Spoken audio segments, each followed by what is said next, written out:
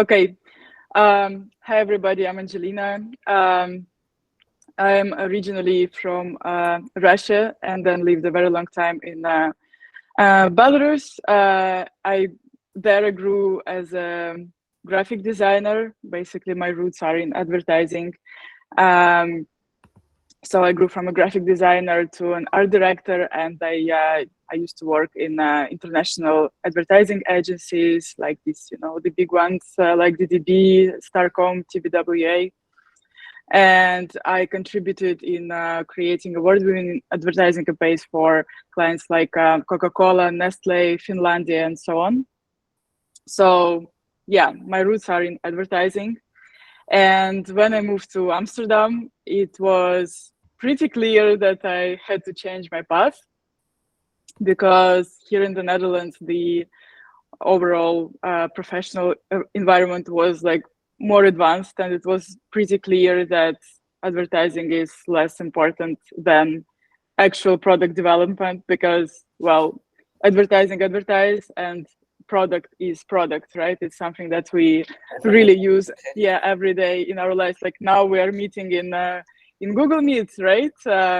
You can advertise whatever, but if you don't create this product, there is nothing to advertise. So yeah, I kind of got a feeling that all the fun is happening in tech. So the question was how to transition into tech. It's quite challenging for everybody, I believe. At the beginning, I even managed to find a job still in advertising, and even had Yamaha as the main client. But I kind of constantly had this feeling that basically, yes, that most exciting things are happening in tech, and yeah, I get to get a move, to tech. So yeah, I began my transition. I started to follow some courses. I started to enroll in some freelance projects, almost for free, to just get some experience. And finally, I got an unpaid internship. That, yeah. Well, yeah, I started pretty low. Yeah, I had to, because it's difficult. So this transition is difficult. So yeah, I had to start without being paid. But this internship, it kind of put me on Amsterdam's tech map, because it was a pretty awesome startup called Crowdy House. It doesn't exist anymore, but it was a pretty cool place, like a digital platform to connect designers with customers directly. So designers could sell their furniture, like art prints, textiles, etc.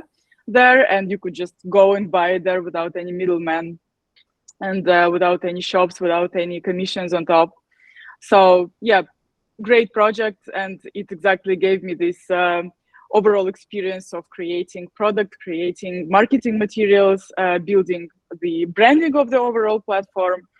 I didn't know back then that such a role has a name, so I thought I was just like more like an all-around designer. Only later on I found out that it's called founding designer, but it was later. So yeah, I just thought like, okay, I'm just doing everything. That's all right. I'm kind of starting out, so it's okay. Yeah, it's fine for now. Yeah, so then at some point I kind of felt like, okay, I think I need to be paid for my work. So I started to focus on finding a job, because after such an internship, it was already easier. You see, I could already show this project in my portfolio. It was a company in Amsterdam, so there was already like a feeling that I'm kind of local already, so it's fine. You can trust me, you can hire me. And it happened. I got hired by a company called Hypernode. It's a company that provides Magento, Shopware, and WooCommerce hosting for e-commerce. So like very techy. It was a big contrast for me, like coming like from like advertising, then like a platform for designers, and then directly to a very techy product. So it was very focused on UX, and for me it was very, very challenging, because I was still very new in the field. So yeah, I didn't feel that that I was realizing my full potential. I constantly felt that I'm only fulfilling some part of what I can deliver. And then I found Gamgee. Gamgee is it's a very energetic and very innovative IoT SaaS startup. Back then, it was a startup 5 years ago. I'm already 5 years at Gamgee. It's very new for me. I never worked anywhere for such a long time, honestly. Must be a very special place.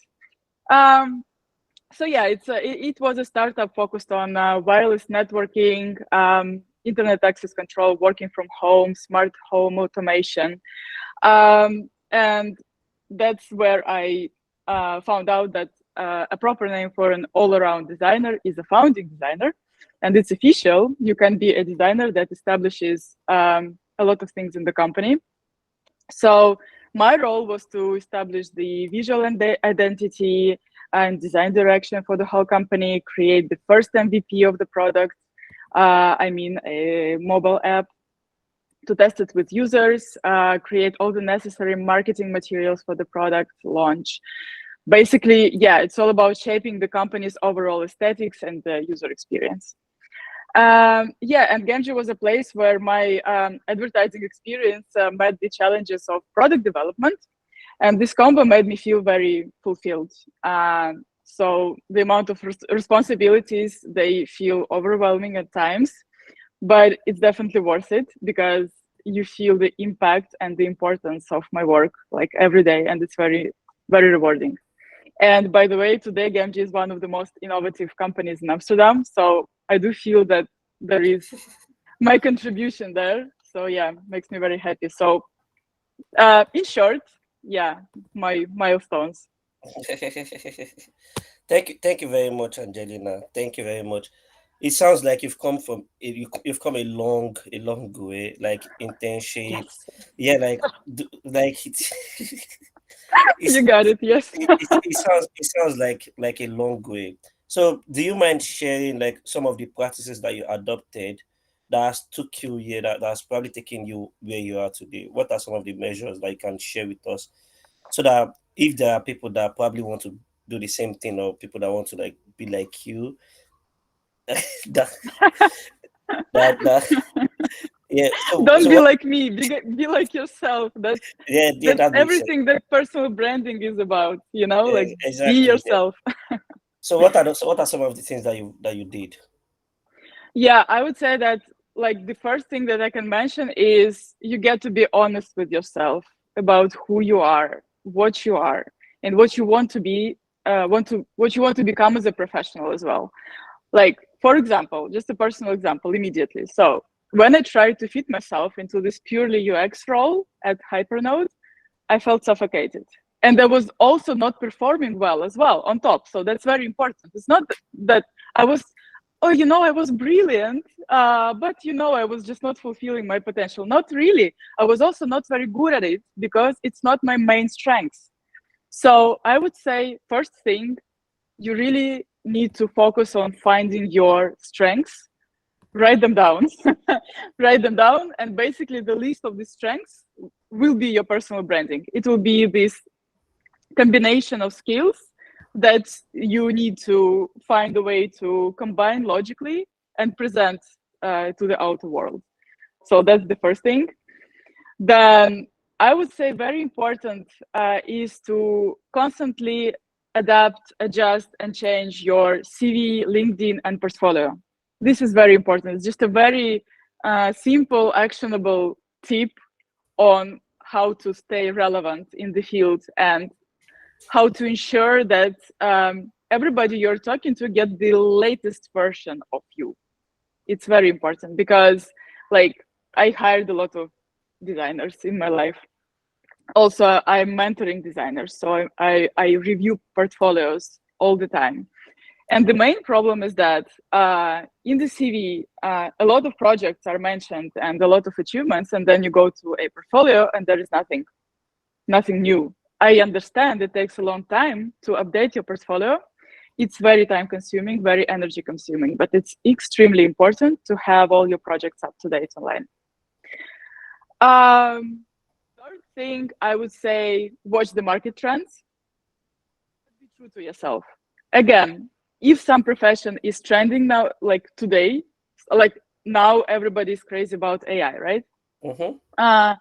But if you don't feel like going into this direction, like you don't feel like going into finding out about this field, well, don't push yourself. It means that you will not be happy there, you will not be performing well. Basically what happened to me and pure UX, right? It's just you're not going to get the best out of yourself. And last thing I would say, take initiative. If you have found your path, you need to go and ask for things from other people. It is very pressing. It's very uncomfortable. Nobody wants to do that because nobody wants to hear, no, I will not help you. Or, not even this, like nobody wants to get ignored, like you sent a message and nobody even replies. So it's very it's very hurting. It's a hurting experience. But you get to do that. You have to do it because nobody will do it for you. So better go and do it for yourself. That would be my point.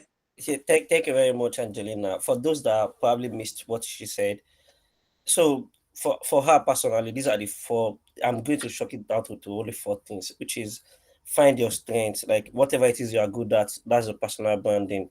If you are good at UI, make sure UI is what you are known as. If you are good at content writing, be good, be very good, be excellent at it. Let people see a content writer and see that yes, you are the best. They can't do any less than you. Then constantly adapt. Even brands have to adapt all the time.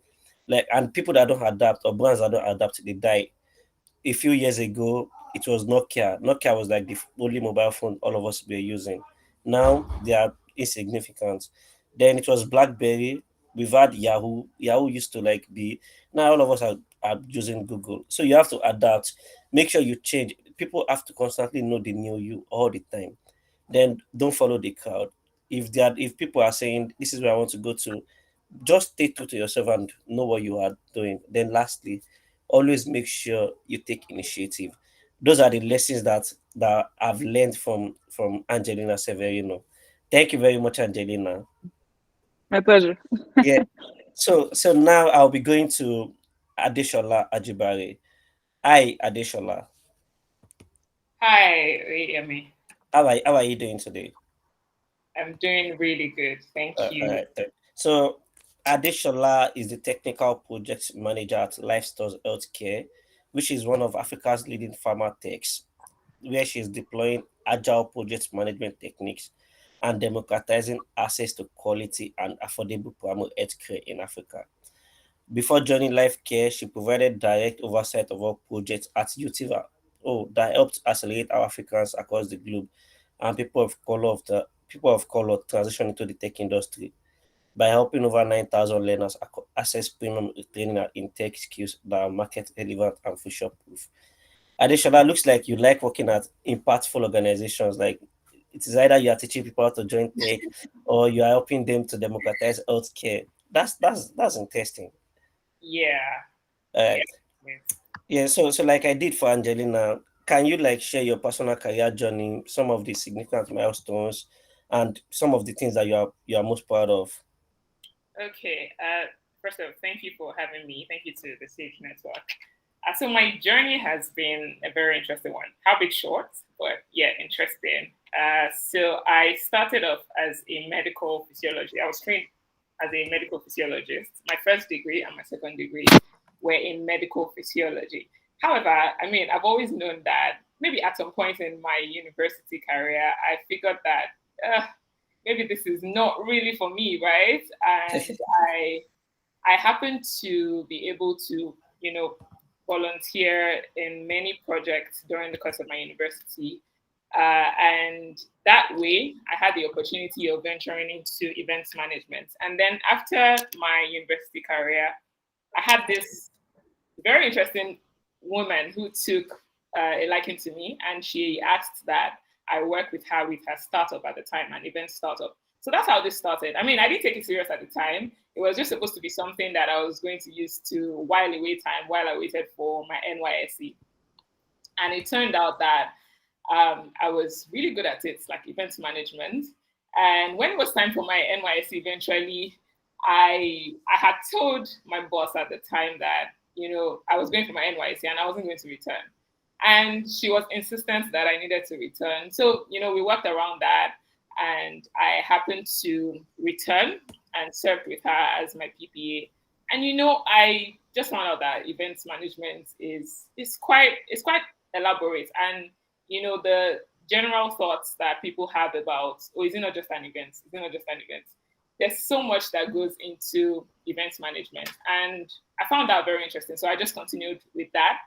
I served under her for about 3 years. And afterwards, I found out that I needed to do something more challenging. I needed something that was going to task my brain, right? So yes, there's the part where you infuse processes and whatnot. And I needed that, brain stimulating stuff. So there was also the buzz around tech, tech, software development, cloud engineering, data analysis, product management, all of those things. So I'm like, oh, this is like something I would also like to get into. Talking about trends, yeah? Yeah. So I stumbled on Utiva one day while I was just surfing the net. And I'm like, oh, I'd like to work with this company. At the time, I didn't have any experience that they needed. So I told myself that, I think I'm going to apply for an unpaid internship in this organization, which was what I eventually did. Yeah, so I applied for an unpaid internship. I was thinking, okay, so if I do this unpaid internship for a year, and hopefully maybe I'll be retained. And if not, the 1 year experience is going to go a long way for me to, start to like apply for these roles. So I applied, and after a series of interviews, at the time I was wondering why you guys interviewing me like for like when I'm not even going to be paid, but eventually I got into the system and I started to work under the customer success team. Afterwards, my boss reached out to me and said, it feels like I needed to be doing something more challenging. It felt like I was not maximizing my potential in that space. And he wanted me to start up the project management office at Utiva. So we were pivoting from, B2C to B2B at the time. So I started that, and it was like I was thrown into the ocean for me to just, either drown or survive or swim. God being God, I'm very big on God. God being God, and then research and whatnot. I was able to pull through. I was able to lead the project management office at Utiva. I had the privilege of managing and overseeing numerous projects, tech-related projects for businesses that wanted to get their staff base into tech, like understand what tech was, and then infuse it into their organizations. And then for like organizations that just wanted to make impact. So that was also a big one for me. I'm very big on making impact, like Yemi mentioned earlier.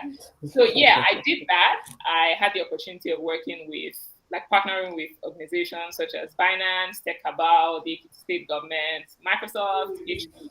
So I managed like quite a couple of these projects under Utiva. So we were expanding the talent pool exponentially. I will tell you that for a fact, contributing to the future of work. So I served with Utiva after like 2 years, and I'm one to constantly evolve. So I'm like, okay, yeah, now it's time to. I've made like some level of impact here. It's time to pivot and figure out what's more to the world. So interestingly, at the time, I got an offer from Lifestyles Healthcare. I didn't apply for the job. Yeah, I got that offer. I had like some calls with the people operations team, and then I got into the system. I did not have, the software development lifecycle experience, but based on what I had done previously, it's like processes, pretty much putting processes into place and collaborating with people. So I was able to, get employed as the technical project manager at Lifestyles Healthcare. And this is one of Africa's foremost pharmacists. I'm very proud to say that I've been able to merge like my healthcare background. Now, my healthcare background, medical physiologist, coming to play with technology, pretty much using agile project management techniques. And I'm currently managing the software development lifecycle, the SDLC of our flagship, technology platform. That's PharmIQ. So I'm collaborating with the engineers on my team to ensure that we democratize access to quality healthcare. Interestingly, I also work with a brand strategy and marketing agency, WWI, as a project manager. And when I got the invitation for this, I'm like, oh yeah, branding. So personal branding in relation to organizational branding, very interesting topic for me. So yes, that's like my professional career in I don't know how many minutes, but yeah, 6 years all in the amount of minutes I've just spent. Yeah. See, I don't even know where to start. I can't talk. Like, I'm dumbfounded. It feels like, when they say, "Do you have 2 8?" They were talking about people like you, Adeshola. Whatever that is, I don't know. Yeah. So if there's anything I've at least learned about the both of you, it is the fact that you all started from the very beginning, and that is one thing I appreciate. Like, it is like you didn't just climb the ladder, but you took your time. You knew what you wanted, and the like. So that brings me to the other question that I have for you. So for someone like you with a relatively young career, do you get what are some of the things that you did that made you stand out? For instance, you just told me that you got a job from Life Care without interviewing or anything. Do you get how did you go from doing so much interview at Utiva where they were not even going to pay you money to someone calling you to say, I want you to work for me. How do you do that? Okay. So about that, eventually I got paid though. Like after the series of interviews, yes, I got paid a token. So it's not like I eventually did an unpaid internship, but that was the plan from the onset. So yes, to answer your question, um, when I hear people say that they have like 15 years experience, 10 years experience, I'm wondering, oh my God, oh my God, oh my God. And what am I doing to ensure that I get to that position? One thing for me that is very important is the fact that you have to love what you do. Honestly, like you really have to love what you do. Like the passion is very important. There's so much stuff, there's so much, noise in the world now, just like Angelina mentioned earlier. There's the buzz about tech, AI, machine learning, software development. At some point, I mean, I worked with YouTuber now. So at some point, the buzz was around data analysis, and then it moved to product management. Everybody wanted to be a product manager. Then it moved to software development. People were so crazy about software development. Everybody wanted to be a software developer. Then it moved to cybersecurity. These are like we have so much access to information that there's just that noise, and if you're not careful, you will definitely be overwhelmed and derailed. So yeah, the passion for me is very important. I like to collaborate with people.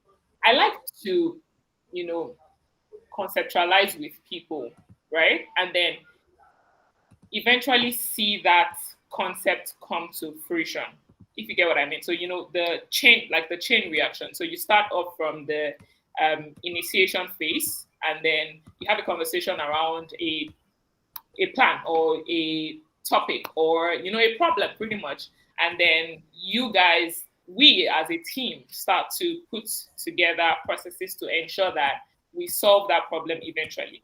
It was the same, it's pretty much the same, strategy in the event space. You have a client that comes to you and says, oh, I'm looking to have an event for 1,000 guests. This sort of event, it's a wedding, or it's a seminar, or it's a conference. What are you looking to achieve at the end of this conference? What would you like what experience would you like your guests to have at the end of this event, like the wedding? As the bride and the groom, what do you want to see? So all of those things, all of those important questions and everything means a lot to me. So the passion for me is important. And then persistence. Persistence is also one thing that you cannot afford to not have. Process that in your head. You have to be persistent. You have to make sure that you are not I want to try this thing out, and then in the next maybe 2 months you feel like, okay, you should be on the level of flutter wave, right? Like, no, that's not how it works. Like, it's a journey, and you have to make sure that you're persistent with that journey to ensure that you get to where you want to get to. And then continuous learning for me is also something that, I always ensure that I'm doing. Like we always say, there are trends that are changing. The world is becoming, excuse me, the world is Bless becoming, you. thank you. The world is becoming, global. Like, literally, I have access to Angelina, for instance. Angelina, I'm not sure I got that. Did you say you were in Amsterdam? Yeah, that's Yeah. correct. She's in Okay. Amsterdam. Exactly. Yeah. So, I mean, I could literally have a conversation with Angelina now. This wasn't the case in maybe about 10 years ago, right? So, all of these things are happening. You want to ensure that you're continuously equipping yourself. I had the opportunity of hosting the Microsoft Azure Community Conference yesterday, and the focus was on AI.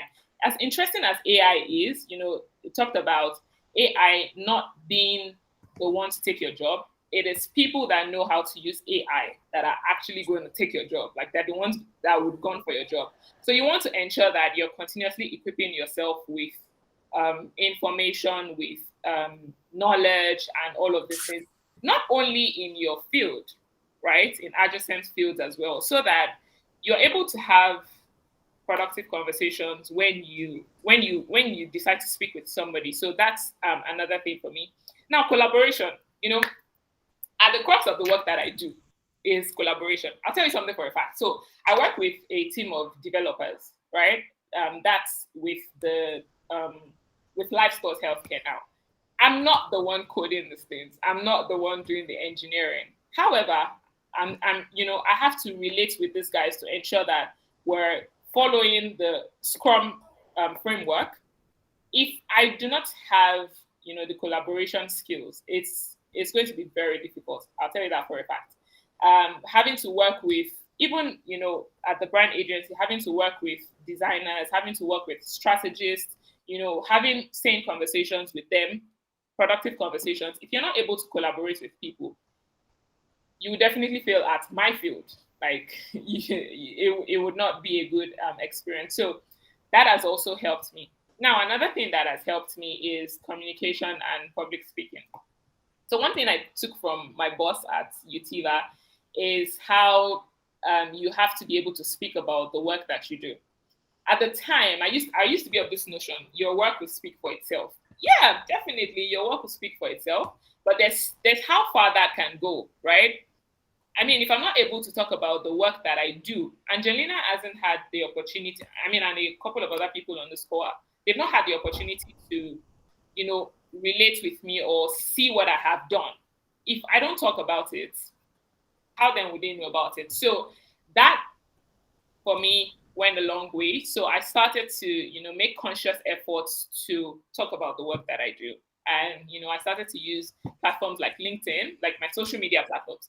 So if you go on my LinkedIn, everything that I talk about is about what I have done or what I'm currently doing.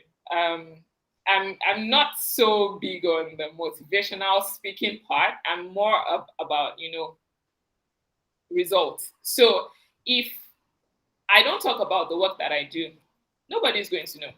And this is like a note for everyone on this call. You have to be able to talk about the work that you do. So now, to what you talked about, OEME, you said, how did I get the job at Life Stores? I got it via LinkedIn. So I was reached out to on LinkedIn, and they mentioned that they've seen the work that I do with Utiva and then my previous organization, that's Creative Workflow. And they wanted me to join the team. They wanted me to work with the engineering team. And then I had like a few calls, and that's how I got the job, really. I didn't have to apply for the job.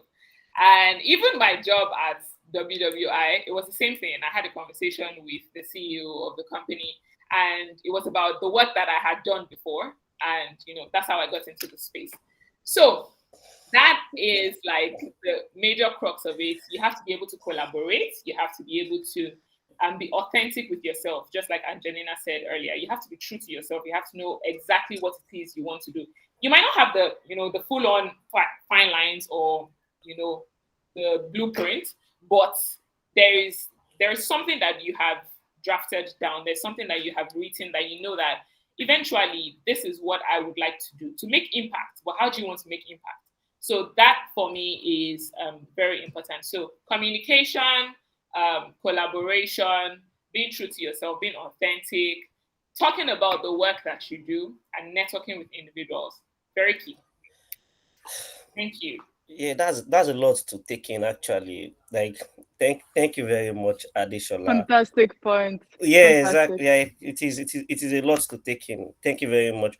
So for those that are joining us now, like this event is brought to you by the Sage Network. And basically we are discussing personal branding. Angelina has gone ahead to tell us about how she was able to like start all over, despite being a graphic designer, how she had to start all over in a new country, a new tech space and everything. And our main point are probably like when asked about how she was able to like differentiate herself, it is to find your strength, which is know what you are good at. Make sure you constantly adapt. Don't follow the crowd. Be true to yourself and take initiative. Adeshola has literally gone from taking so much interviews to everybody calling her. She's now a hot cake. The whole world is calling her to come and to come and do their work for her, and that's because of the things that she has been able to do. And what are the things that have helped her to stand out? It is to first and foremost love what you do. Yeah, money is good and all that, but if you don't do what if you don't work in a place where you actually love what you do, or you don't do things that you love, you just be a slave to money, pursuing the money, and at the end of the day you do so many bad work. The second thing she has mentioned is persistence. I shared a quote by Calvin Coolidge, which is nothing in the world can take the place of persistence. Talent will not. Nothing is more common than unsuccessful men with talent. Genius will not. Unrewarded genius is almost a proverb. Education will not. The world is full of educated derelicts. Persistence and determination alone are omnipotent. The slogan, press on. So what it basically means is nobody gets anything right the first time, not the second time, the third time either. You have to like keep knocking until, and none of us is unlucky 365 days. Keep doing everything you can. At the end of the day, you are going to get it. Then collaboration, you are going to work with a lot of different teams. Like I work in content marketing, but I work with the marketing. I work with the product team. I work with the engineers. Like everybody, we have to like come together and talk about what are we going to do, how are we going to promote it, and the likes. Then talk about the work you do. I particularly enjoy that thing because I am also like one of those people that don't believe in talking about what they do. Then I realize that there are so many people that are not doing any work and are talking about what they are doing. So if people that are not doing the work are talking about what they are doing, then what is wrong with you not talking about the work you are doing? Make noise about it on LinkedIn. Let people know that this is what I worked on and the likes. So thank you very much, Adishola. Thank you, Angelina.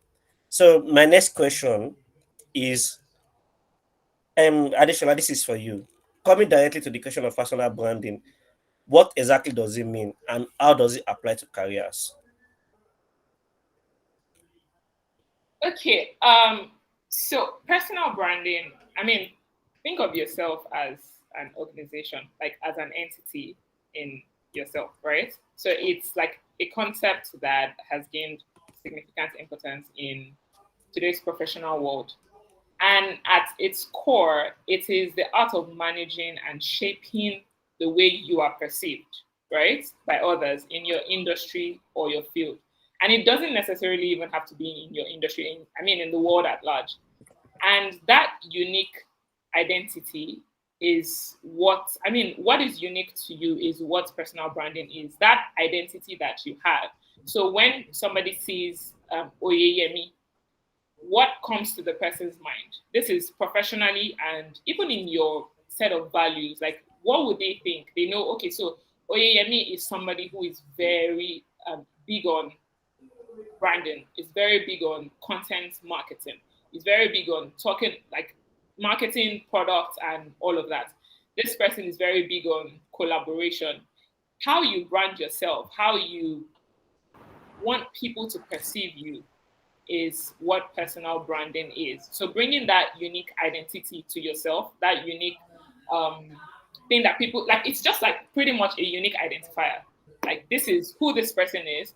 If people meet, say, a pastor, for instance, pastor, I would give a classic scenario, Pastor Sam Adeyemi. You would know that he is all about excellence. Like, everything that he is particular about is about excellence. If you meet Jack Ma, you would know that he is big on working with teams, equipping people to be leaders and all of that. So that personal branding is very important. It's very important for each and every one of us to thrive in our respective fields and careers.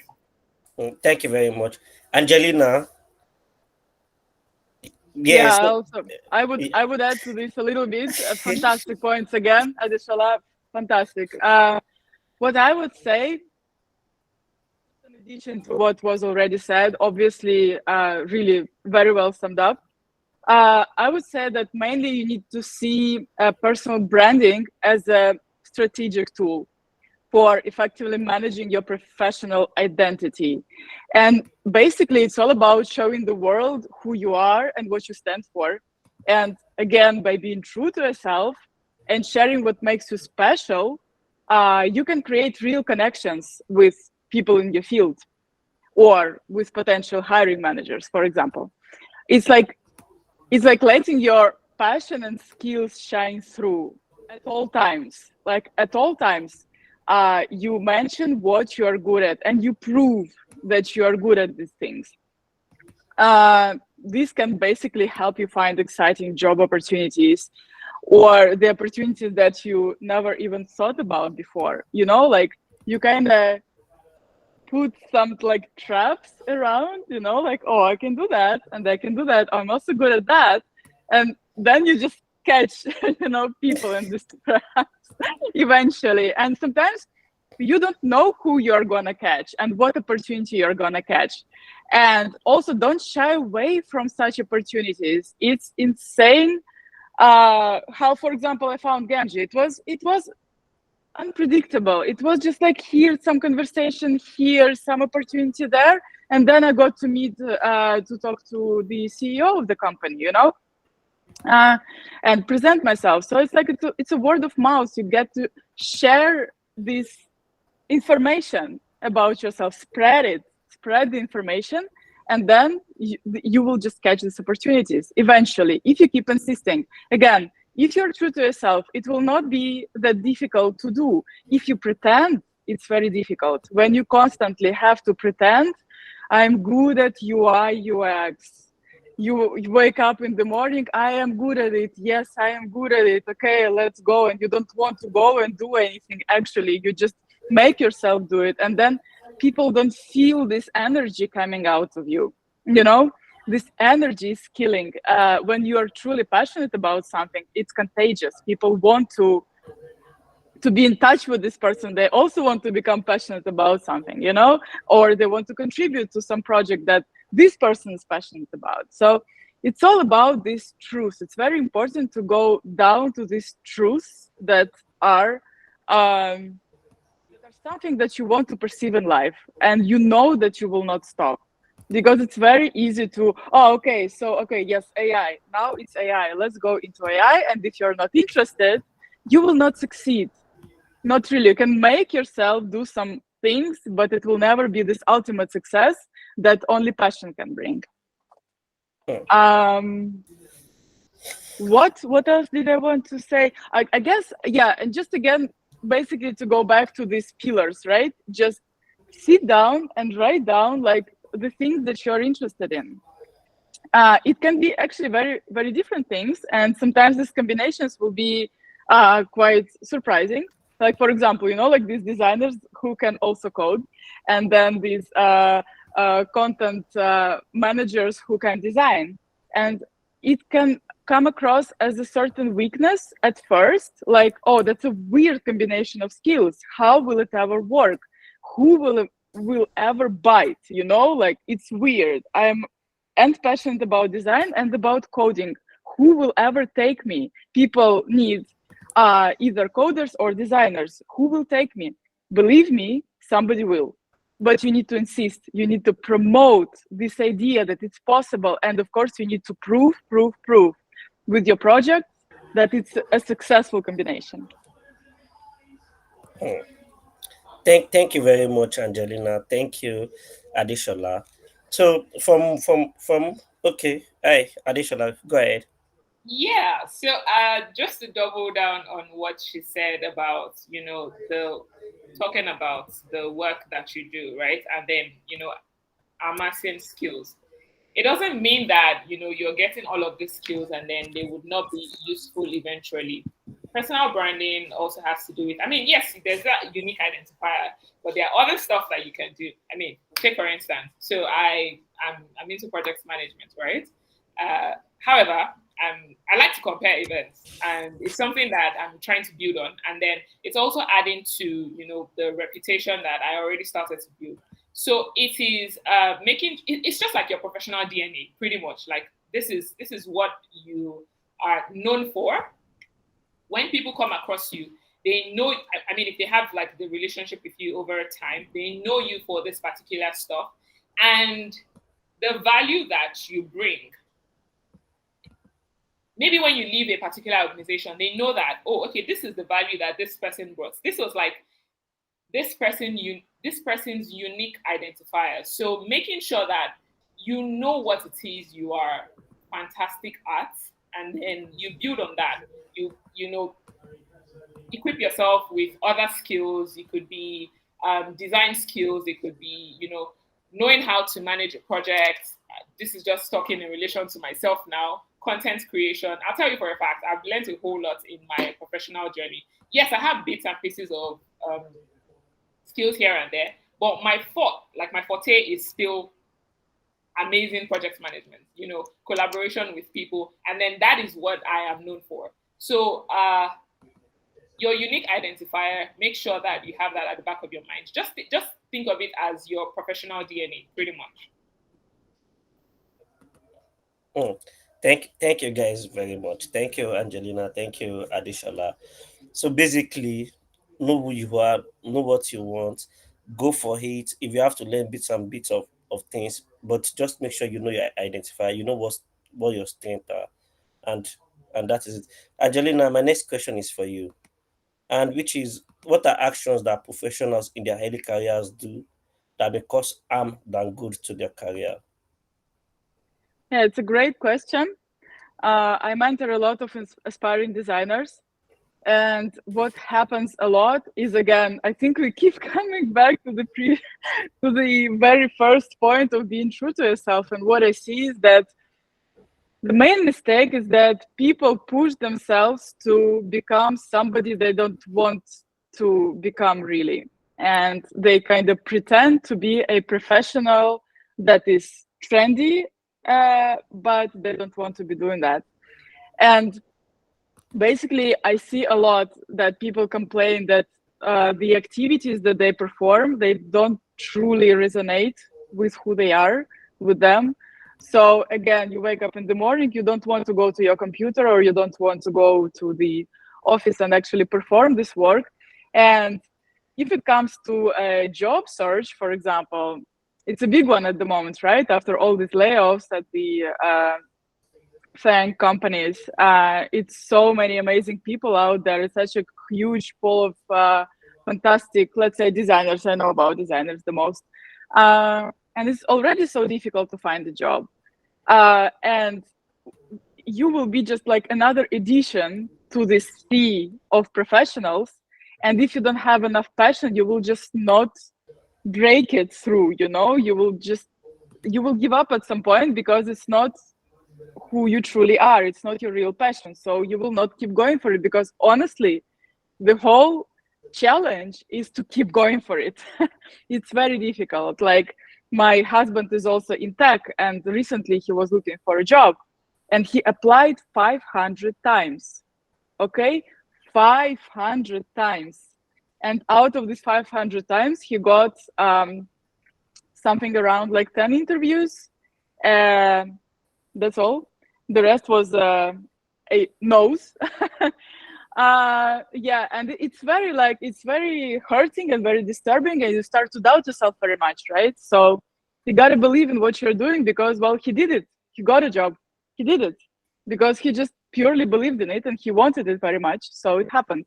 But, for such a push, you really need to be very much motivated, I would say. So that's, yes, 500 times. I see the comment. Yes, indeed. Um, Another thing that I would mention is what I also see from my mentees is this lack of some kind of big vision of yourself, like a big picture of yourself, or what you're going to become in the future. I know that everybody has this question in the interviews, like, how do you see yourself in 10 years? I know that everybody hates it. I know that's all right. But truth is, honestly, without this vision, what is your path? Where are you going then? So, like 10 years, actually, if you're honest, it's not that far away in the future. I just realized I'm already like 7 years in the Netherlands. And it was a shocking fact. Like, what? 7 years? Like, where did it all go? And imagine I didn't have a plan. Imagine I didn't have this picture of myself. So I would have found myself probably in another advertising agency. You know what I mean? I would have progressed because of not having the plan. But I did have the plan, so here we are. So yes, imagine, fantasize about yourself.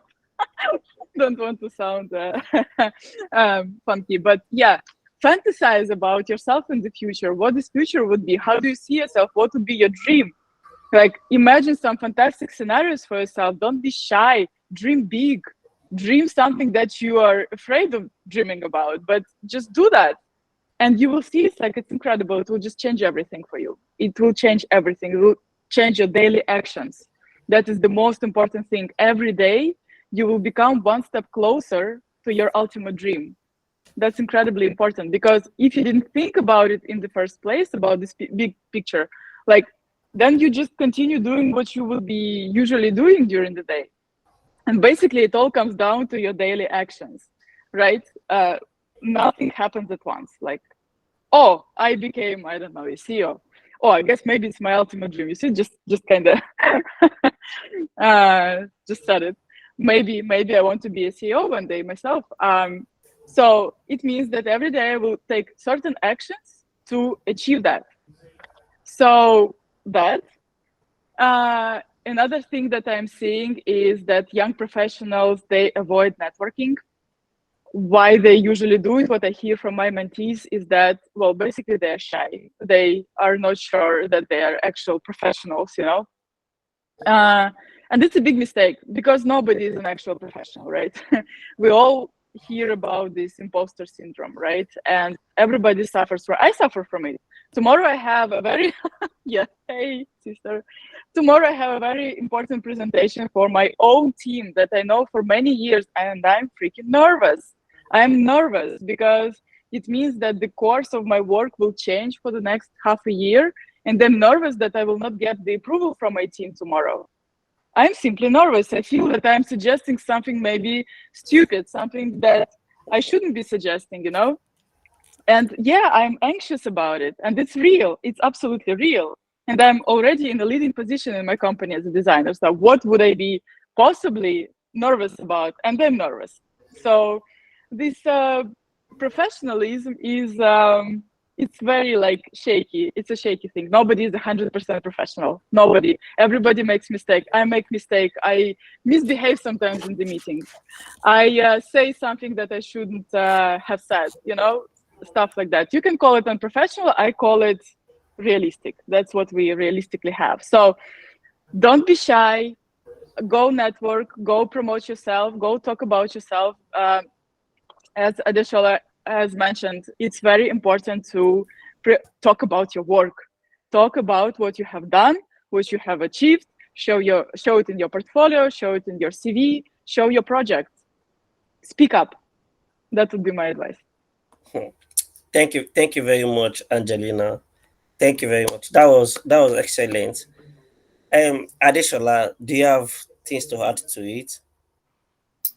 Oh yeah, just a I few things. sorry, I know you just had something to say. Like when I asked that question, you're like, yes, this is it. Just a few things to add to what Angelina already said. I mean, she pretty much broke it down seamlessly. So I think one thing that has worked for me is defining like your clear goals, right?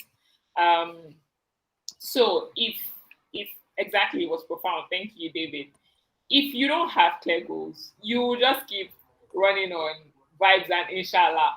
So now, Angelina, for context, that's just like a slang that we use in Nigeria. It's like you just keep running on vibes, like you're just living your day like, oh, it's vibes, and time flies, right? Before you know it, you're like, oh my god, I've spent 5 years already. I was having a conversation with my younger sister about writing CVs and whatnot, and how just not long ago, the professional summary I had was a young graduate with so and so skills. But I'm no longer a young graduate. I can't do that anymore. So you have to ensure that you're defining your clear goals. You have to make sure that you're able to do that, and then now break those clear goals into actionable steps. Like, okay, so if I have this 5-year plan, right? What am I supposed to be doing today to ensure that in 5 years' time I have this? It doesn't mean that you would you would have like you would eventually do those things per day. But one thing about life is making mistakes and then picking yourself up and then forging ahead. Yes, we all make mistakes.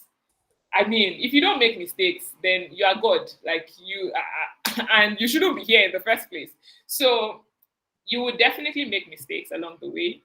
You would definitely not, tick off all your to do, like all the items on your to do list. I mean, that happens to me from time to time.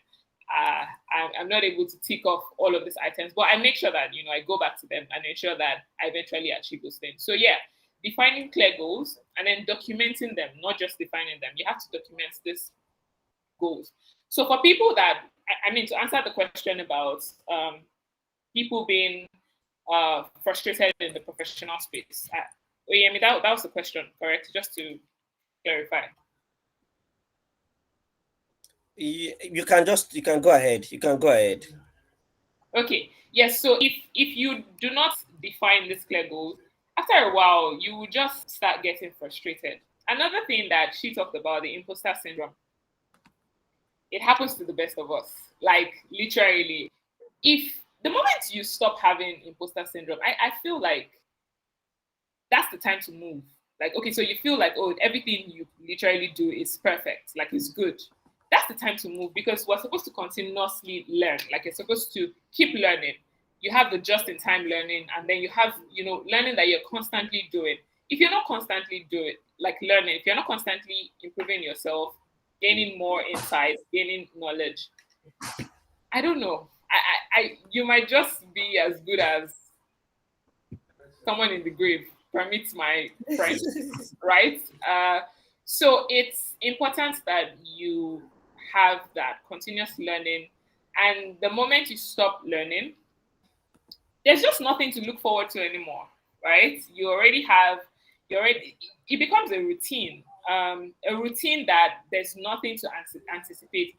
Day in, day out, I ask myself, what are you looking forward to today? What are you looking forward to in the next 2 months? What are you looking forward to in the next 3 years, right? These are things that will drive you to actually forge ahead. And we have to give it time. Success often takes time.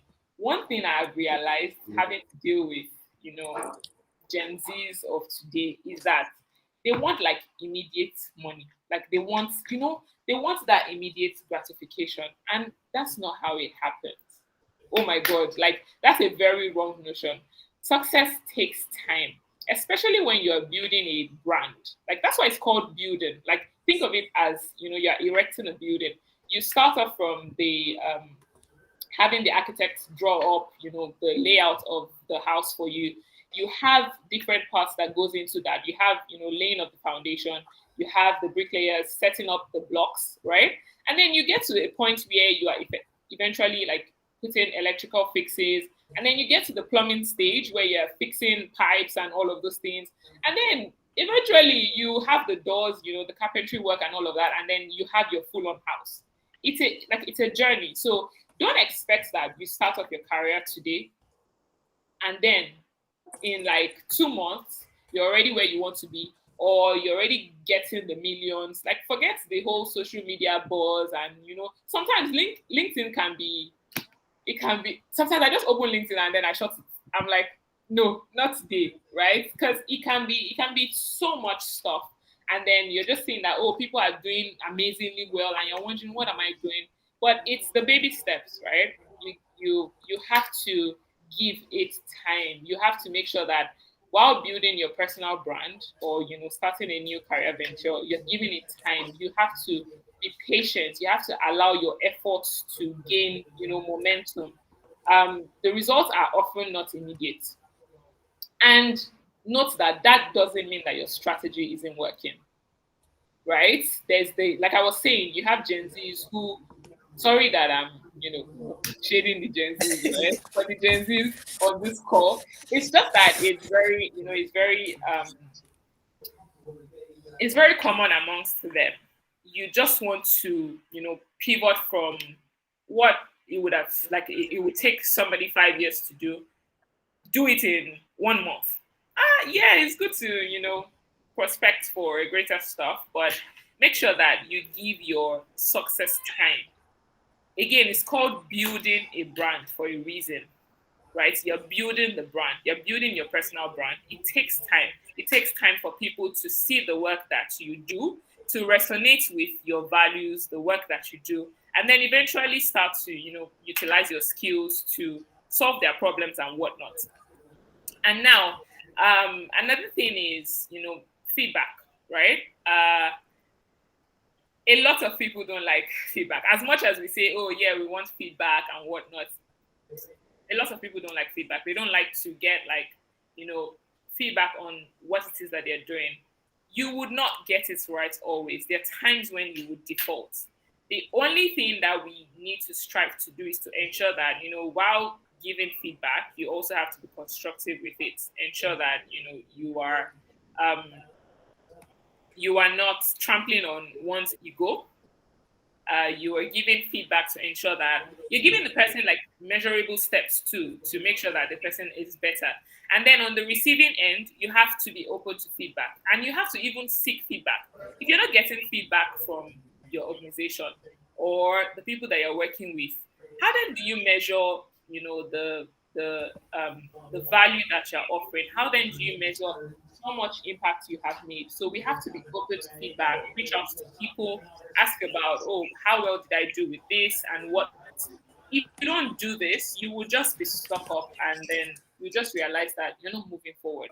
So for those that are having issues professionally, maybe you feel like you are stuck in one spot, these are things that you want to sort of have a retrospection on, and then re-strategize to make sure that you're building your personal brand.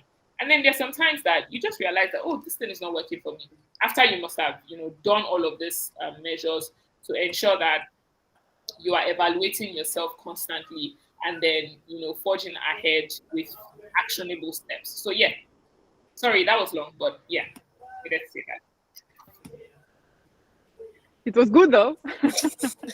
So, Adeshola, that is literally my next question. Like, I don't know if you are the host or me. Who is the host here? Sorry, we are the host. I apologize. Sorry. Okay, so that's fine. So I just checked now, and our time is fast spent. So I don't know if you guys have like probably some minutes more to spare, or if you want us to stop by exactly when we are supposed to stop. I'm fine. I can How about- stay a bit long. Yeah, I'm good too. I hope our audience is. Yeah. So hi everyone. I don't know if you think if you're okay to continue, please can you signify your interest? If you're okay to continue, please, just by probably doing anything, a hi, a hello, anything, just let us know.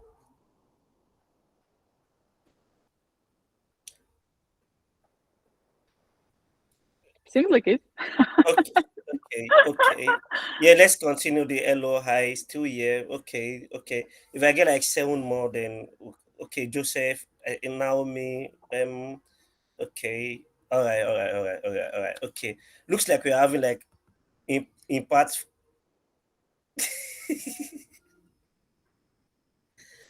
Good comments. Yeah, yeah. Brand wise, yes, yes. Brand consistency. Okay. Okay, Professionalism. we are sorry. We are sorry in your Joe. Like people didn't come in on time. To be fair. Okay, so Angelina, this next question is for you. Yeah, drawing from your wealth of experience, you've come a long way. What actionable point do you think people should want to be more intentional about their personal brand? Do you get so that they can be well positioned for attracting opportunities? Yes, I think I will go through some key points. Um, so first of all, just let's speak marketing. Define your unique value proposition. Again, going back to these pillars, identify your key strengths, skills, and unique attributes that set you apart from others in your field. From like how many designers do we have, like in the world? It's like it's insane, right? But somehow some of us get picked for the job, you know? Some people just get to be chosen. So they did something for that. So give it a thought, like what is special about me, what skill set exactly, what is the combination, what is my mix, and keep insisting on it, promote it, and show it in show that it works. Another one, craft your brand story. Develop a consistent and logical narrative that communicates your professional journey, experiences, and aspirations. Why it's important? Everybody comes to this point in history from a different place in life, right? Like I come from advertising. What am I doing in tech? Is it logical? Not really, if you just look at it like very plainly. But if you see that my roots are in graphic design and I like creating and I like beauty and I also being an art director made me a good manager, so I can manage projects, which makes it logical. Then I went through some UX stage of my life, right? Like these courses, then unpaid internships, unpaid projects, then first job, second job, and here I am, right? So all of it together makes it pretty logical that I have become a founding designer. What is a founding designer? Just to be very clear for the audience, it's a designer who takes charge of the whole design process, this design system in the company, like starting from branding, continuing with product design and with marketing materials. So like overseeing everything that is to do with design in the company. So if you just follow my journey, you can see that actually it's logical. Everything is logical. And then if it's not logical, then you can also explain it, but you need to create a story about it. That's what I mean, like crafting your brand story. Create a story about it. Oh, I started as a lawyer, also not to beat up on lawyers or anything like that. But anyways, I started as a software engineer or a manager, and then I decided to be a designer. Now I work with a lady who used to be a project manager, and now she's my UI UX designer. Just hired her last week. Why this change? She could explain it to me, and her portfolio shows that she is a good designer, and she could explain that she was lacking visual input in her life. She always liked visual things, and it was lacking in her manager role. So she started to research this field, and it attracted her, and she went through some studies and again internships and again projects, and now she has a neat and beautiful portfolio that attracted me as well. So it's all about the story. It's all about the logic that you create in your brand story. And of course, I would say a consistent online presence. Consistency is key here. The amount of time, honestly, the amount of times that I see a LinkedIn page looking like this, a CV looking absolutely different, and a portfolio is absolutely about something else that was even mentioned in the CV and not a word about it on LinkedIn. So basically communicate your message, communicate your mix of skills everywhere consistently. Just choose the platforms that are suitable for you. Maybe it's TikTok. Let's forget about LinkedIn. For some people, if you're a content creator, like what LinkedIn, it's too boring. Let's be honest. Then go on TikTok and promote yourself on TikTok. And if LinkedIn still makes sense for you, then post your content on LinkedIn as well. But it should be like one line, like one red line running through all the media platforms. So that would be my advice. Thank you very much for that, Angelina. So basically, know your unique brand position, tell your story. Stories are very important, and be consistent in your online presence. Don't let them go on LinkedIn and you have this something here, then they check your CV, they have another thing there. Like just be consistent. Adeshola, do you have anything to add? I don't think so. I think Angelina has pretty much, broken all of that down in, key points. Um, I would just double down on the online presence, right? It's a global space where literally everyone has access to your profile, except you make it private. And I don't think you can do that on LinkedIn, even if you use LinkedIn Premium. So you want to tell a story, like she said, a brand story.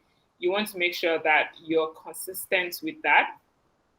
Um, and then you are properly managing your reputation. The online presence, you have to be able to talk about the work that you do and how the work that you do, also solves problems in the grand scheme of things, right? How it solves problems for your immediate environment and the world at large. And then you have to be consistent. Like literally everything I was thinking about is what Angelina said. Making sure that you are consistent in the story that you're telling. Even if you have to pivot from one field to another, there's still a storyline, and then you can link the storyline. When I tell people that I studied medical physiology for my first and my second degrees, even I myself sometimes I don't understand it. But now I'm starting to, right? It's starting to play a role in the work that I do. You never know how that is going to come to play, but it eventually does. And then you just have to make sure that you're documenting the stories. You're not just living like, oh, you're just living life as it comes. You're documenting the stories so that it can be relatable for the next person. You never know who your story is going to impact. You never know who is looking at, like who is looking up to you, or who is, watching out for you, like the work that you do. So ensuring that you have that consistency, the online presence, your reputation management, and then also your unique identifier, just like she said, the unique value proposition, that unique identifier, people see you and they know you for this. It's just like content creators presently. I mean, people know that this person creates content for, entertainment, or for something that has to do with branding, right? This person creates content for that, or this person creates content for tech skills, or this person creates content for music, or this person, I came across somebody's YouTube page where all she does is she reviews perfumes, right? That's all she does. Like she talks about perfumes, why people should get different perfumes. The unique part of the perfumes. This one has like musk. This one smells flowery and stuff. All of those things. It would help people. I just found myself on her page and I thought that, oh, this is very interesting. She's probably a niche for herself, and that's what she does. If you want to focus on, say, catering, as the case may be, you want to focus on continental dishes, and it could be anything. Just make sure that you're consistent in your brand story, you're consistent in what you portray out there, and then continuous development, very important. Your personal brand is not static; it evolves over time. So as your career progresses and your skills and expertise, all of these things as they grow, your personal brand should also reflect this development, right? It's a continuous process of self-assessment and refinement. So these are things that you want to factor into consideration when building your personal brand.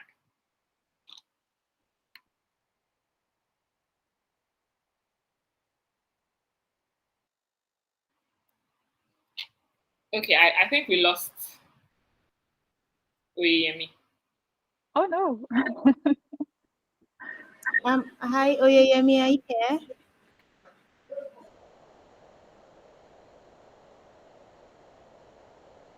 I think he typed like the last question in the chat. I'm hoping that he's going to come back and join us soon.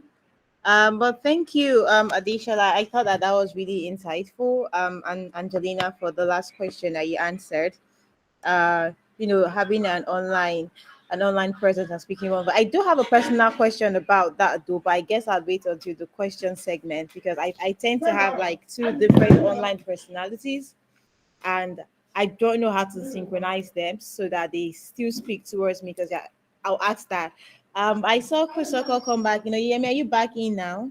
Yeah. I'm sorry. Like my lines went off for some reason. So thank you Okay, very great. much. Thank you, Adeshola and Angelina. I think the last question that I have for you, at least for now, is so you've said all these things and I know what I want to do and everything. So how exactly do I know that what it is I am doing? How do I know it is working? Or when do I start changing my strategy? Like as I'm supposed to staying consistent. Like they say, doing this insanity is doing the same thing over and over again and expecting different results. So when exactly do I start changing my strategy? I can go first. Yeah. Angelina, you can go there and Additional can take it while I switch my internet. Thank you guys. Yes, sure. Thank you. Yeah, I would say that ultimately I would recommend a very popular methodology called SMART. It's very easy to use it, and it's very clear what it is about. So basically, what it means, the SMART is just like an abbreviation for the following. Let me see if I remember. So S stands for specific, M for measurable, A for achievable, R for relevant, and T for time bound. Time bounding, I guess.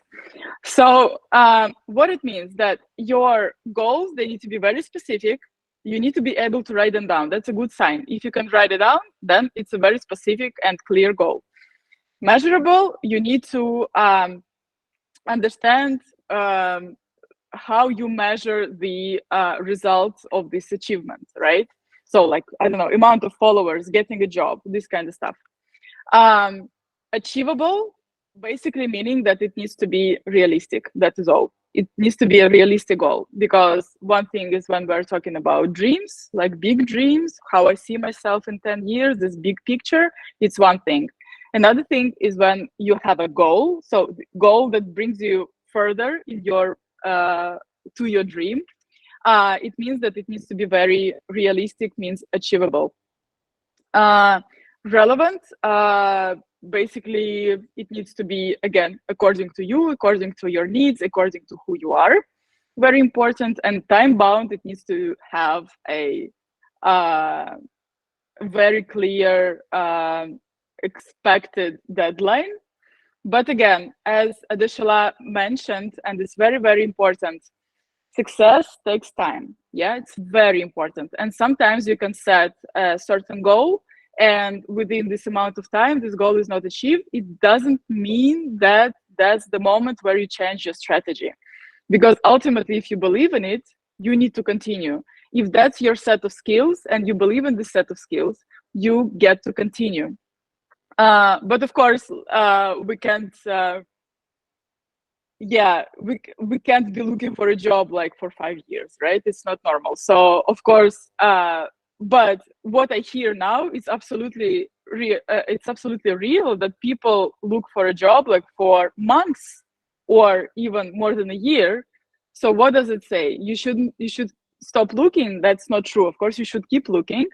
It just means that you need to understand the context, right? So that would be my second point, like stay agile and be open to adaptation, because situations change, right? Like the job market is crazy at the moment. So many people looking for a job, 400, 500 applications per role. That's nuts. That's never been like this, right? So you need to understand, okay, so I planned to find a job in, let's say, 2 months.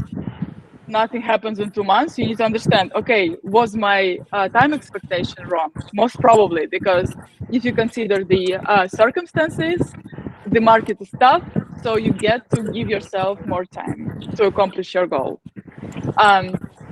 So stay agile, and I would say be open to feedback and validation. As Adishala mentioned, it's very difficult sometimes to take feedback and not to be hurt and not to get hurt, not to feel discouraged. It's very easy to experience all these things, but yeah, it's very important to actually hear the feedback from the industry experts, from your mentors, right?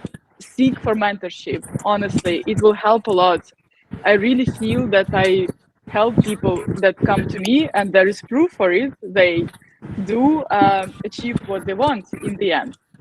Um, Seek for help. Ask for help. It is normal. It's not a sign of your weakness or anything like that. Seek for help. Seek for support, also from your loved ones. It's very important that you're aligned with the people who are around you, who are important to you. The support and love and mentorship, and believe in yourself, in your set of skills. Believe that it's valuable, that it will bring value to the field and to the market. And yes, keep pushing. What can I say? Keep pushing. It's very important. Don't give up. Okay, I think I would go next because Oyemi is. Yeah, thank you, Angelina. Thank you for that. Okay, Oyemi's back. Thanks, Angelina. All right, again, to double down on what you talked about, SMART, like using the SMART. Is it a framework now? Yeah. So you have to ensure that you're defining your clear, like well-defined goals, clear goals, and then you have measurable metrics. It's not enough to, define these goals. You have to ensure that you have your KPIs for that, the key performance indicators for these goals. I mean, that are relevant to these goals. This could, with regards to maybe speaking about the work that you do, this could include like the number of connections and on professional networks on LinkedIn, project success rates, your specific achievements in your industry. This will help you gauge your progress. And now, apportioning a time frame to what these goals are is important. But then you have to be realistic about apportioning that time frame. Because, of course, you don't want to say that you're going to build a house, for instance, in 2 days. It's obviously not realistic. Yes, you are setting a time frame to it, but it's not realistic. So you have to ensure that that is realistic. Another thing that I want to talk about is about analyzing like data, right? The world is now data driven. You have to review the data and metrics that you have set as KPIs constantly. Are you seeing any positive trends? Are you making progress towards your goals? It's essential to collect and analyze like this data to determine if your strategy is actually working, like if it's having an impact. Very important. And like Angelina said, seek feedback. You want to reach out to your mentors, to your colleagues, to trusted advisors for feedback. Even your subordinates, right? You want to reach out to them to find out, if you're in a managerial position, for instance, you want to talk to your team members, those that you're leading, like, okay, so what do you think about this approach? there are ways to go about this thing. So asking for feedback is very important. Now, adaptability, also very key. While patience is crucial, it is also important that you are adaptable, right? If you've given your strategy like ample time and there are consistently no signs of progress, I mean, of course, you want to change that. It might be time to reconsider that and then make adjustments. So you have to be open to tweaking your approach and exploring new strategies. You just have to know when to do these things. Now, learning from failure. You have to be able to learn from failure. Sometimes it's, what you perceive as lack of results, right? It just might be a valuable learning experience. You're not supposed to be discouraged by these setbacks of failure. Instead, you see them as opportunities to learn and then refine your strategy. And that's like evaluating your strategy. If you feel like it's time for you to change that strategy, you have to be methodical about the approach, right? You have to reflect on what worked, because it's not like all of it failed. Like some things worked, and some things did not work. Based on data, or this you realize that, or you are able to get in like a lot of leads. Like for instance, in marketing, you're able to get in a lot of leads, but then the churn rate is also on the high side. So you want to reevaluate your strategy about that. And then there's the part of consistency versus stubbornness, right? It's essential for you to strike that balance between consistency and stubbornness. Staying consistent is important, like we already mentioned, but not at the cost of stubbornly holding on to something that you know for a fact that is failing. Like, okay, so like Oyeyemi said when he asked the question, you can't keep doing something and expect that you get a different result when you're doing it the same way, like literally the same processes. So you want to reevaluate that. You have to be flexible and willing to adapt when necessary. So in summary, right, knowing when to change your strategy or staying consistent actually depends on clear goal setting, measurable metrics, because if you are actually measuring these things, that's when you know that, oh, okay, this thing is not working. I've been doing this for over a while and it's not working, right? Patience, adaptability, feedback, and a willingness to learn from successes and failures, right? Setbacks. That's the key to doing this. It's the key to having that. So that structured approach to assessing your progress and making informed decisions based on data and experiences are very important. Ultimately, the right timing for change will depend on your unique circumstances and goals, of course. So yeah, that'd be it from me. Uh, all right. Thank you very much, Adeshola. Thank you, Angelina. Like, we've had such a productive conversation. I've learned everything I need to know about personal branding, and I hope our audience has too. So, so the next session is for us to have questions from the audience. If you have any question for Adeshola or Angelina, please kindly signify by raising your hand. Then we can take it from there. Hi, Benedicta. Hi, I have a question. I think I sort of spoke to you a bit earlier. So once again, I want to say thank you guys so much for being here. And as you know, I conveyed this. I guess I was kind of partial because this was a topic that really mattered to me, and I really felt I could also learn a lot.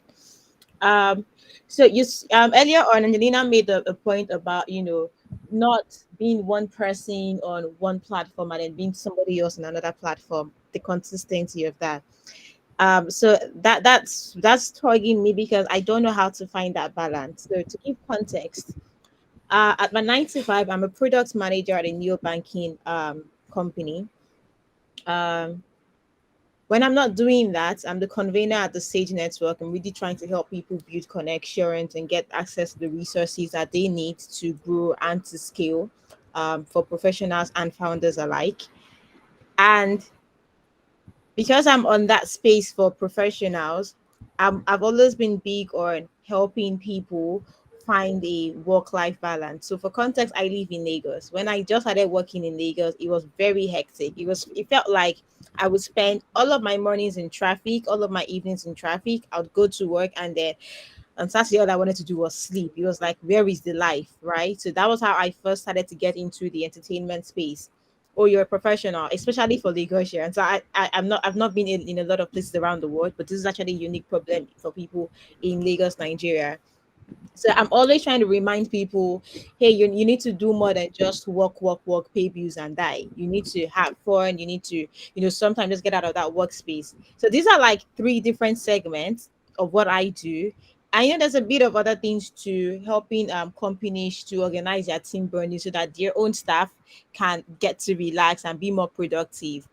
So um on my TikTok, I'm probably posting something from a game night or a social hangout or a party that I had to help professionals to be at ease. And I obviously will not put that on my LinkedIn. On my LinkedIn, I'm putting up the Sage Network. We're having a career branding webinar. And on my Instagram, there's just Benny, the traveler. I want to go to this place and I want to go to that place. So this is just like three. They're all me. I'm not being pretentious in any of them. But if you were to go through all of my different profiles, I do not think that you will see anything consistent. So there are people in my life who I meet and they just know me as um the games person. So they want to host an event, they want to do a team bonding, they're calling me, right? And for these people, it's hard to get them to see me as a product manager because that's how I met them and that's what we talk about. So how do I blend all of these so that I'm the same person. I'm not losing opportunities on one end because I care about all of these things and they both fulfill me. It's the balance. The products will drive me crazy. Bugs will drive me crazy, but then I'm planning an event and then I'm happy about it. Oh, it's going to be so. How do I balance this? I can go first. You know what? You just literally put them together. That is all. It is your mix. There is nothing. I was thinking that as well. Yes, put it together. Nothing is contradictory about what you're doing. Not at all. You like communication, you like to help people, it's all about people connections, you see, and your product manager role and two other ones. It's all to do with people. And I don't know, call yourself, like give yourself a fancy slogan, or people manager, or people, whatever. Create something that is like a line. Create a line for yourself that explains you, and it's all to do with people. Create something like you can just think about it, like create a line that shows how everything that you do are to do with people. For example, I have 5 pillars on my Instagram. It's I hope I remember all of them. Let's go. So it's designer, artist, mentor. Oh no, fourth one. Oh my gosh, I need to open my Instagram. Okay, so here I am. Yes, feminist and the mother of 3. I just put it all together because that's the pillars I'm gonna be talking about and create content about on my Instagram. What is the point? I used to have a separate Instagram account for my artistic project. I also create art posters that are inspired by graphic design and typography. And I have 3 beautiful daughters, and I'm very much for women's rights. It's like, I'm sorry, am I supposed to create 5 Instagram accounts and, cut myself in 5 parts? Why would I ever do that when each of my pillars, they enrich each other? They make each other stronger and more interesting. And again, it's a unique mix, and it's mine, and you have yours. That's all. Just put it, smash it all together. It's fine. And it's exactly actually interesting also for your audience to see different kinds of content. Because if you are only one, people are going to be looking at the same content all over again. It's boring. But if you are 3 or 5, it's only more and more exciting. You're talking and about this and about that, and you will resonate with different audiences. And it means that you will bring all these different audiences to one account on Instagram instead of like cutting in parts and create and creating, like 5 small Instagram accounts for very like specific audiences, and everything is calm and streamlined in one direction. Instead, create this ocean of life in one account, and it will be you. Hmm. Hmm. That's profound, actually. Um, that's profound. Adeshola, do you have any other thing to say? I I'm not. I don't think so. Just to make sure that we work within the time frame. All I'd say is yes. I mean, they have like a confluence. Yeah, Yeah. it's important that you do that. Like they're all related. As a product manager, you might even want to build a product for your entertainment aspect of what you do, right? You also have where you're supporting people to get started, like get resources and whatnot. They're all interwoven. What makes you think the set of people that you're getting into a room to have fun don't want to have access to various opportunities and these resources that you very well offer people? And then you work in, I think you mentioned that you work in like the fintech space as well.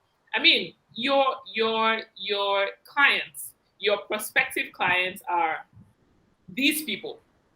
So you have to be able to cross sell to these guys, right? And make sure that you're passing on these messages in relation. So it's like building that brand story. You are relating the part where you're a product manager, you have the people collaboration skills, to making sure that you are giving people interesting experiences after the work time, right?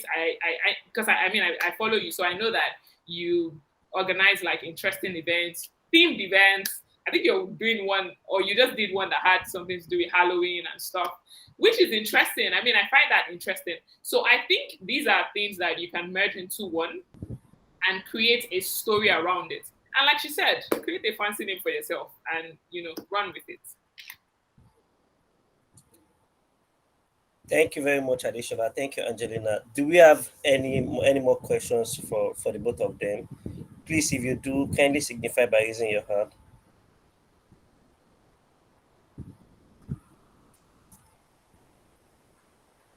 Do we have any questions?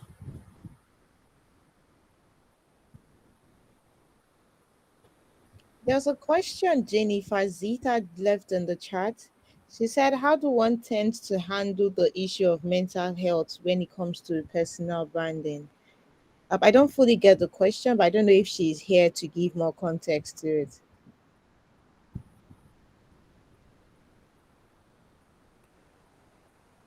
Hi, Jennifer. Hi, Jennifer. I hope she's here. She's here, but I don't think she's listening. Or I don't think like. Hi, Jennifer. Okay, okay. Okay. Yeah, can you unmute your mic and your question, please? Okay, good evening. Um, all protocols duly observed. So, I think all this while we're talking, I want to first appreciate our two presenters today, Angelina and Adeshola. Thank you so much for making out time to talk about this topic.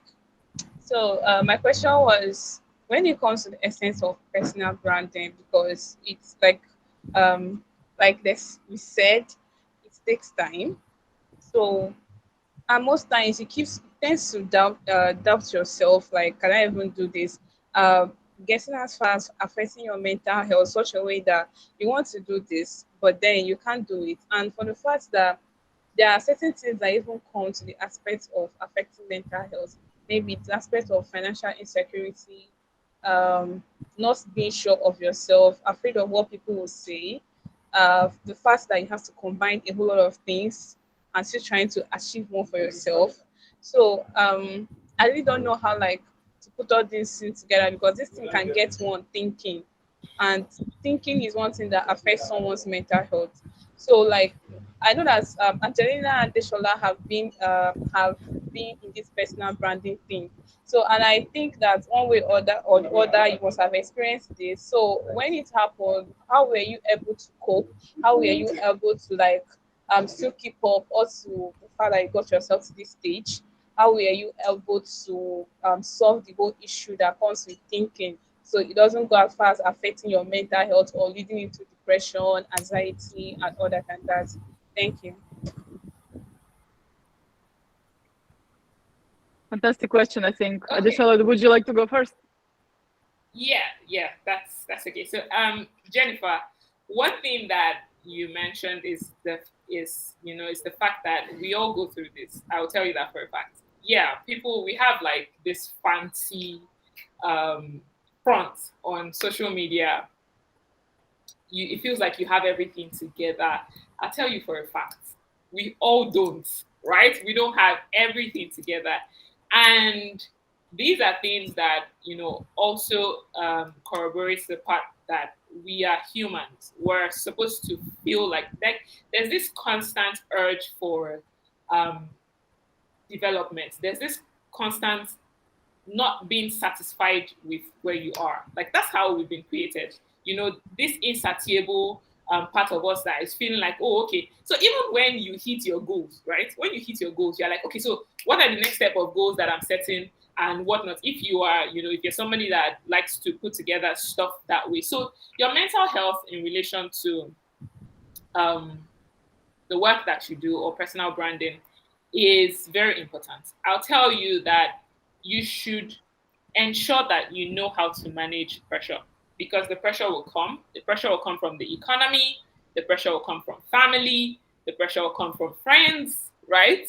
The pressure will come from your colleagues.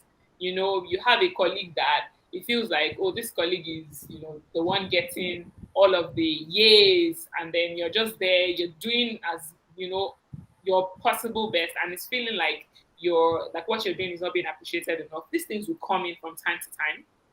You would have imposter syndrome. Even when you have an amazing presentation, you are thinking, oh, this thing that I'm about to say, just like Angelina mentioned, she's been with her team for quite a couple of years, and then she's going to present to them, and then there's still that doubt that, oh, okay, am I going to be able to wow these guys? Am I going to be able to pass on the message that I'm supposed to pass on and all of that? So it affects all of us. It happens to, for every time I have to anchor like a meeting or host an event or, be like having to speak. While I love to do these things, there's just that I just realized that I'm just so scared. I'm like, oh my God, what if I say rubbish?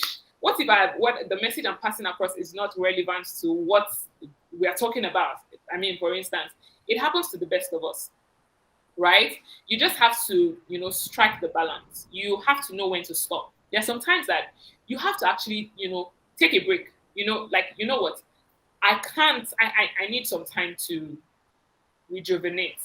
There's the physical health part of it. There's the psychological part of it. There's the emotional part of it. Things are going on in your family, and then it's starting to affect the work that you do. So having to separate all of these things and then eventually merge them to achieve your goal is very important. Please do not allow the pressure from social media to drive you nuts because it is so possible. Like it is super possible. Like you're looking at the next person. You're looking at your colleague that you went to school together. This person has gotten, the first master's, second master's. The person is working, interning with Microsoft, and as soon as he's done with his internship, is joining Apple to work as a developer. And you're wondering, we were both medical physiologists. Like we both finished with this degree, and it just gets to you. It doesn't mean you shouldn't reflect, right? But you have to know when to, pick yourself up. It's just like where we talked about learning from failures. If you don't fail, I don't think you would have like the maximum experience of learning. So you have to ensure that you know when to stop, right? You know when to take a break. Maybe the word is not stop, take a break. Take some time. If you need to take a time out for yourself, right? you just have to make sure that you do that. And then for those around you, communicate properly with them. I don't think if you if you have good friends that you trust, you can have conversations with them. If it helps you to do that, maybe you want to just let some things out, right? Talk to people, talk to professionals that have gone through that process before. You have people that have had sleepless nights on this process, and then you have a conversation with them. What are the ways they have gone about this? Because if you're building something of value and impact, you would definitely have these times. You would definitely have times when you're wondering that, what am I even doing? Like, am I, like, this thing that I'm doing, is it in the right path? Even when you have your clear goal set and all of those things, it happens to the best of us. So you have to know when to, take a step back, re-strategize, and then forge ahead. It's just like a car, right? You keep going and going and going and going. At some point, the fuel will finish, right? If you're going on maybe like a road trip, a very long trip, the fuel will finish. At some point, you have to stop the car to check, the oil level and then water level and all of those things. So just see yourself as that person, as that, that entity where you have to sometimes stop and then re-strategize. That's why even companies do like retreats, right? At the end of the year, or some people have mid-year retreats and stuff. It's for them to have like an evaluation process and then re-strategize for the future. So make sure you're doing that. And then please prioritize your physical health too. You want to ensure that you are eating properly. Maybe I'm not the best person to give that advice, because I mean sometimes I have issues with eating, but please don't be like me on that end. Make sure that you're taking your right vitamins, you are sleeping properly. There are times when you would run sleepless nights, but make sure that it's not the usual. Like, it's not something that you're doing over and time again. If you need to take a break from work, do that. Ensure that you take your leaves. I think this year is the first year in my professional career that I would take a leave, right? I haven't taken a leave in like 5 years, and I don't think it's something that should be mirrored, right? I feel like you should take your leaves when you need to take your leaves. You should do what you need to do per time to ensure that you rejuvenate. Because if you keep driving yourself, you will hit a roadblock, and it just might be too late at that point. You don't want to land in the hospital for that. So when you need to take time out, do that. When you need to get Benedicta to get you in an entertainment room where you guys have fun together, please do that. When you need to, spend time with family, try to do that as well. You need to spend time with friends, do that. When you need to even take time out to, double down on knowledge. Like, you want to, I'm not going to do work now. I'm going to, just read books, and then maybe take a course, for instance, and, just, you can't give what you don't have. So if you exhaust what you currently have, it's going to affect you in the long run. So in your personal branding journey, you have to make sure that you factor your physical health, your mental health, your psychological health, your emotional health, to make sure that you achieve, the collective goal. So yeah, that would be it for me.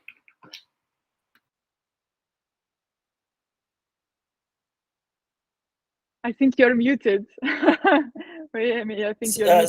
Sorry. Thank you very much, Adeshola. That is a well-rounded response. Like, you touched on everything that needs to be touched on.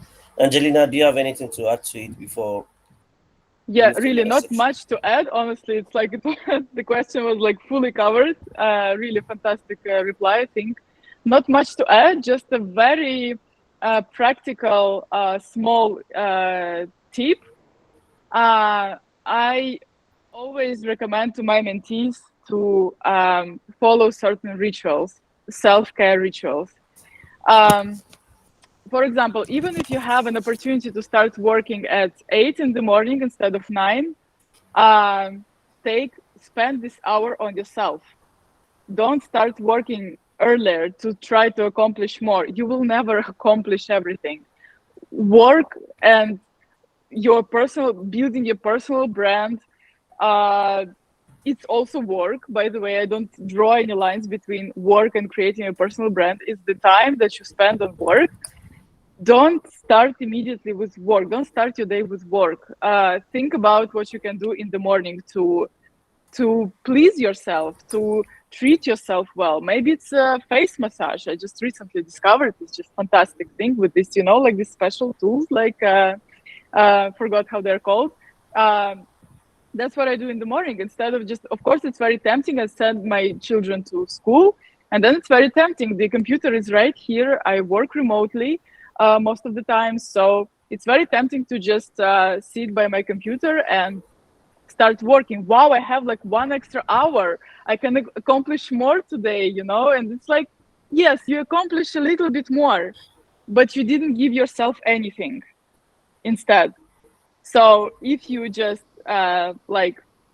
evaluate, it's much more important, like to do a little bit more for work, or give yourself a nice treatment in the morning. Have a long breakfast. It's such a pleasure, just, I don't know, take your time. If you happen to have a bit more time here and there, take a longer lunch, go for a walk during lunch, do something that you usually don't do or are lazy to do, and then you will see that it will just change your whole routine, because it's so easy to be just, especially if you're very driven and if you like what you do, it's very easy to be doing that all the time. I have like extensive experience of that.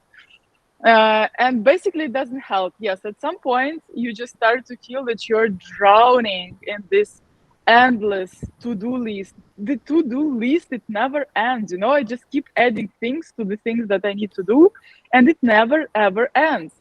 But you end, people end. Yes, so better. That was a nice one. Again. Yeah, so you take care of yourself. Find these moments throughout the day where you can spend time with yourself, or maybe just sit alone with a cup of coffee, or go for a walk, or go do some face massage, or go take a shower. It's such a great thing. Like just in the middle of the day, all of a sudden you go take a shower, and then put like, I don't know, some great cream on you, and call a friend, just do something to disrupt this routine that at some point start to be very repetitive, and you stop seeing results, you stop experiencing, pleasure. That's actually what happened to me recently. I was kind of a little bit like, like this, running in some circle. And yes, there are results, but I don't feel pleasure anymore. And it was an issue. And I asked for help. I talked to a mentor. And yes, the advice was to basically pay more attention to these simple pleasures that you can provide for yourself. You are in charge. You can do it for yourself. You don't need anybody to do that. It's in your hands. It's very nice because, many things are just not in your hands. You don't know if you're going to find a job. You don't know if you're going to, get this, get that. That's out of your hands. You will do your best, but you don't know the outcome for sure. But this you can do for sure. It's just you need to kind of pay a little bit extra attention to it and just don't go immediately into work, Just think like, do I actually have like 15 minutes, here? Oh, cool. I can do that for myself. Do I have 20 minutes here? Okay, let me call a friend. Do I have, like half an hour there? I will go for a walk. So that's something that's just very actionable, very practical advice.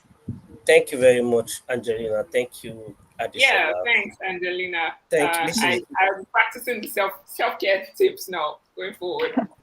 So this has been a very helpful and impactful conversation. Hi, Jennifer.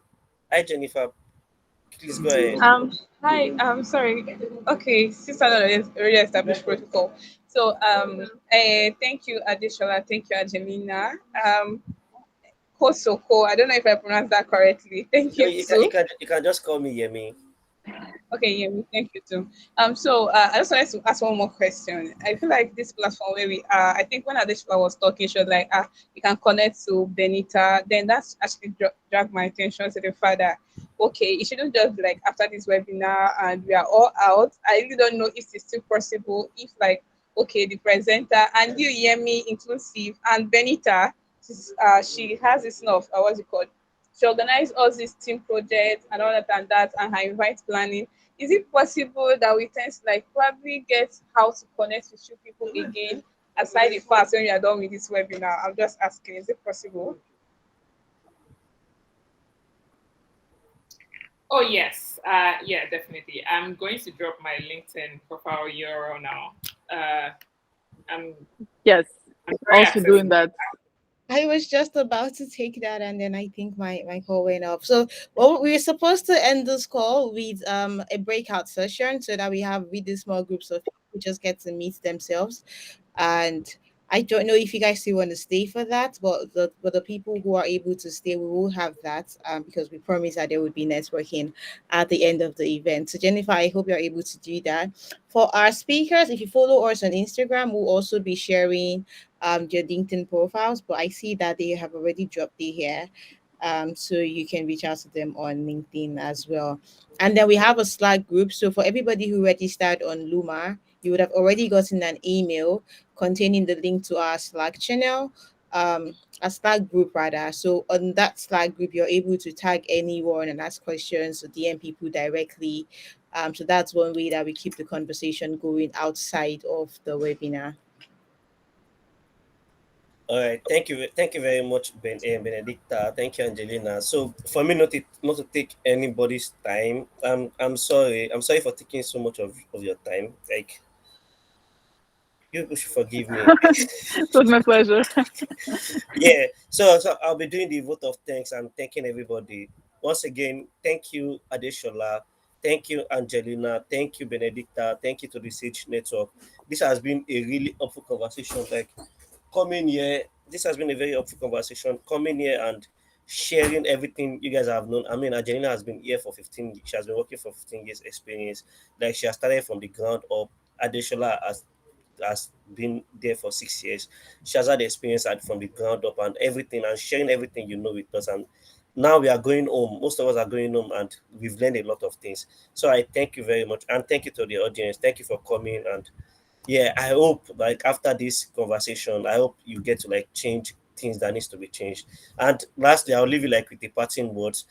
So it doesn't matter. Like imagine when Angelina moved to what's it called? When she moved to Netherlands, to Amsterdam. When she moved to Amsterdam, imagine she had thought, I don't think I can do what's it called? I can change my career, or I don't think I can start all over again because I've done some advertising for such amount of years. And so it doesn't matter. Like if you have to change anything or you want to start all over today, do it, because in 5 years time it is still going to be 5 years time. So if you want to be a project manager, a product manager, any manager that you want to be, start today. In 5 years' time, if you don't take action, in 5 years' time, you are just going to be probably, if you say you are 21 today, you'll be 26, but you are going to be 26 without a product manager certificate or without a product manager qualifications. You are just going to, so if you need to change your life, if you need to do anything, please, I'm begging you, start today. I hope this call, everything, if there's anything you take away, it is for you to take actions that will probably change the course of your life. Thank you very much. So I don't, Benedicta, am I the one that is moving everybody into the breakout session, or is that you?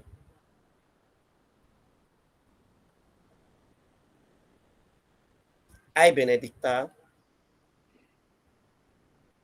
Hi, I'm here. So I'm literally trying to create a poll to see what everybody thinks about that. And it will be live in Okay. uh it's live right now.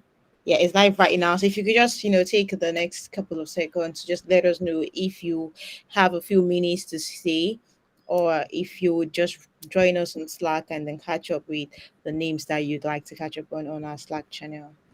I think it would be better if I drop the Slack group here so you have easy access to that as well.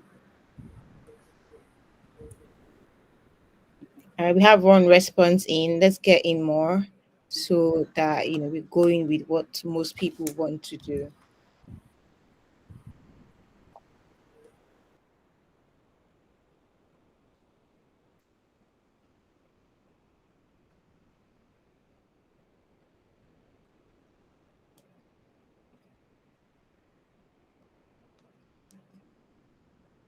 I cannot seem to find my Slack link.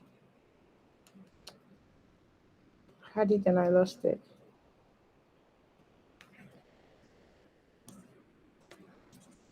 Yeah, I will speak for myself. I will not be able to join the networking session because we went over time a little bit. I need to be putting my children to sleep already. Yes, Yeah, I so- see that we are way out of time, so I'm just trying to find the Slack link. I'll be dropping that in a minute, and I mean you can just do us the honors and end the call. So found it. I'm pasting that in the group right now. So hopefully we can take the conversation going. Okay, awesome. So we have the link. Please Sure. join us back and let's take up the conversation there. Okay, Awesome. thanks, Benedicta. And thank you all for having me. Thank you to the Sage Network. Angelina, it was great to meet you and have It was my pure pleasure. Thank you. Thank you very much, everyone. I already dropped my LinkedIn URL. You can always reach out to me. I'm very accessible. So yeah, and we can have a conversation if you so desire. All right. Thank you, everyone. Thank you, Oyemi, for leading the conversation. Well done. And cheers, everyone. All right. Thank you, everyone. Thank you, everybody. Thank you for having me. I was happy to be here today. Thank you, Benedicta, for this opportunity. Thank you, Oyemi, for this great moderation of the event, and it was my pleasure to be with Adishala today. Fantastic insights and fantastic person. All right. Thank you. On behalf of the entire Sage Network, I would like to thank everyone for honoring our invitation to be here. Thank you so much, Mr. Oyemi, for being here. I really appreciate it so much. You have no idea. Thank you, Adeshola, for making the time. I know how busy you are. I see your posts. You're everywhere in different states. Thank you for making the time. Thank you so much, Angelina. Yours was probably the least expected. I just put out I need speakers who have met this, and she literally reached out to say, I'm happy to take this. It was very selfless, and thank you so much. I really learned a lot from every one of you, and I hope that everyone else in the audience learned a lot too. Thank you guys, and let's catch up next time. Thank you. Till next time. Bye. Bye. Bye, everyone.